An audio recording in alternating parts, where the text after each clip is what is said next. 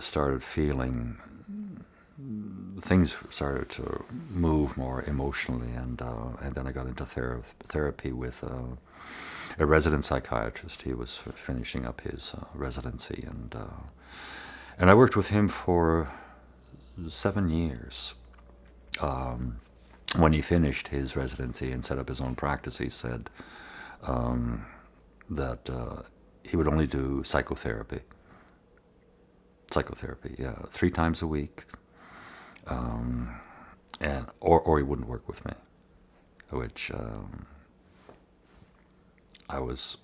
He diagnosed me with borderline personality disorder, and the treatment was to create a dependency on the therapist, and that way it's a bit like reparenting.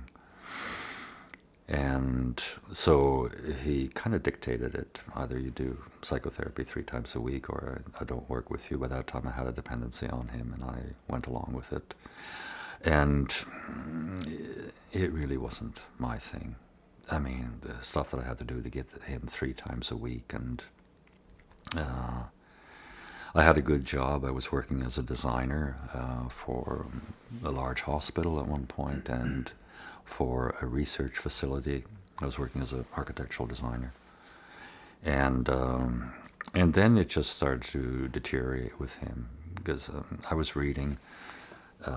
He didn't want me to read books, because he said, it confuses the therapy when you start bringing in other information. And yeah. And then he invited me to his place to listen to jazz. The guy's a little bit fucked up.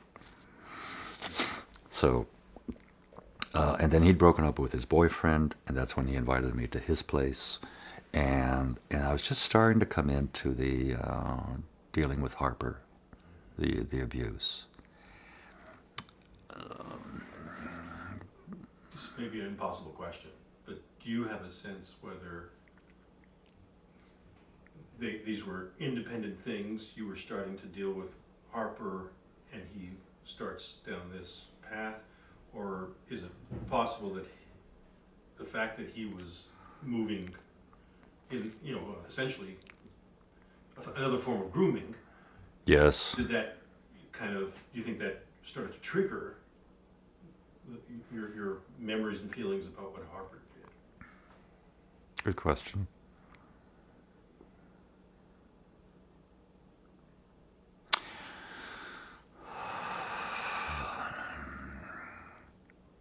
There's something when you're looking at a person and you're interacting with a person and you feel a sexual interest by that person, which I mean is great with a woman.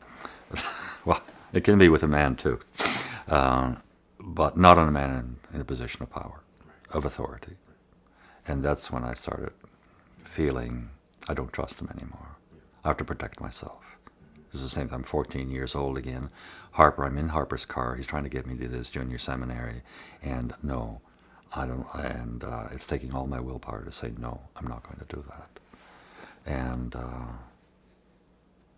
then I started telling him, I don't trust you. And then he started telling me that he doesn't trust me. And yelling. Pretty fucked up. Yelling both ways. And then I quit. I stopped the therapy. I remember that day when I finally made the decision, quit. End of the session. Came home, sat in my kitchen, and it felt like the whole room was full of luggage that had been unpacked. I mean, pretty classic. And it's like I'd had this luggage over at his office to unpack it. And here I am. I haven't unpacked my bags. What the fuck? 7 years. And it was so, I could actually see the luggage. And I think, Jesus, it was a pretty neat image.